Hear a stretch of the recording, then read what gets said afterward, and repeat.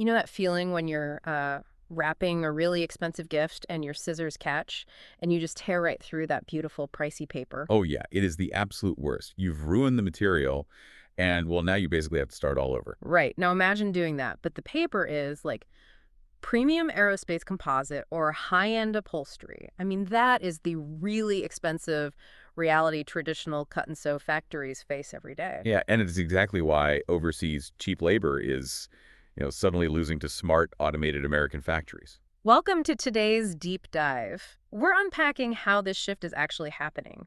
We're looking at how smart automation is driving higher profitability and just dramatically lower operational costs using velocity plotters as a prime example of the tech driving it. Because for a long time, the strategy for manufacturers was just to find the absolute cheapest manual labor available, usually overseas. Right, just chase the cheap hourly wage. Exactly. But with shipping costs and supply chains becoming so volatile recently, well, that math is breaking down. The new math relies entirely on efficiency. Which brings us to the hard numbers in our sources. They highlight a 40% jump in productivity and a 30% drop in operational costs for factories that automate. Yeah, those are massive gains. But I really want to get into the how here, because seeing up to 70% fewer imperfections isn't just, a matter of installing a sharper blade. No, not at all.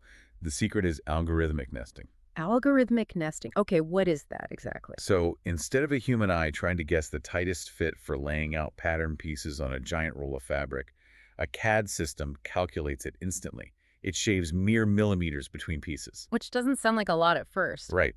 But over the course of a year, those millimeters add up to miles of saved fabric. Oh, wow. Miles. Which translates directly to the bottom line, I imagine. Precisely. You're drastically cutting raw material waste before the machine even makes a single cut. And that efficiency fundamentally lowers the operational cost per unit. Bringing profitability way up. Okay, I get that.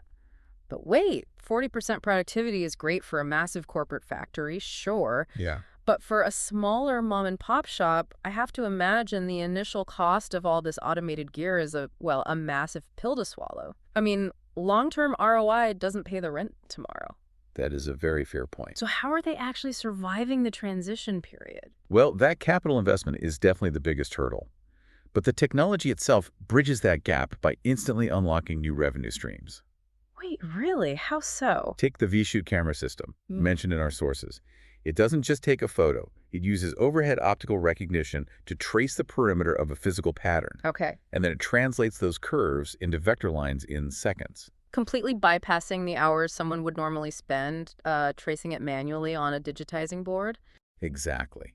And when a shop pairs that with a modern single-ply cutter like the Velocity Pro Cut X we saw in the research, you aren't just cutting faster. Right. You are unlocking the ability to do highly customized small batch production and rapid prototyping. Which fundamentally changes their business model, doesn't it? It's no longer about just cranking out 10,000 identical t-shirts to make a profit. Nope. It's about being able to pivot instantly to what a client wants today. Automation has turned flexibility, rather than cheap labor, into the ultimate competitive advantage. And because these localized factories can deliver that fast, on-demand customization, they can charge a premium, right? Right. And that premium offsets those short-term equipment costs. That is exactly what fuels their long-term growth. I was reading about that single-ply cutter, and it made me wonder about the factory floor itself. I mean, if this optical camera is doing the tracing and the algorithm is doing the nesting, And the Pro Cut X is doing the precision cutting. yeah, then what exactly are the humans doing? That is where we see a massive transition. You can't just drop this equipment into a room and walk away. I'd assume not. Right. Companies have to actively train a completely different kind of workforce to support it.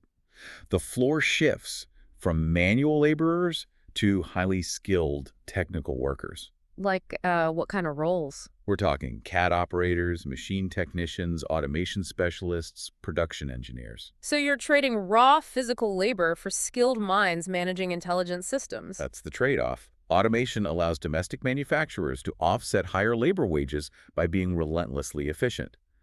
But the machines are only as good as the technicians keeping them calibrated. Yeah, that makes sense. The companies winning right now are the ones investing heavily in technical training. Absolutely. So if we look at the big picture here, embracing this kind of precision technology lets factories scale up, eliminate material waste, and massively boost their profitability through pure flexibility. It proves that the future of manufacturing really belongs to the agile. Which leaves you with a pretty provocative thought to chew on.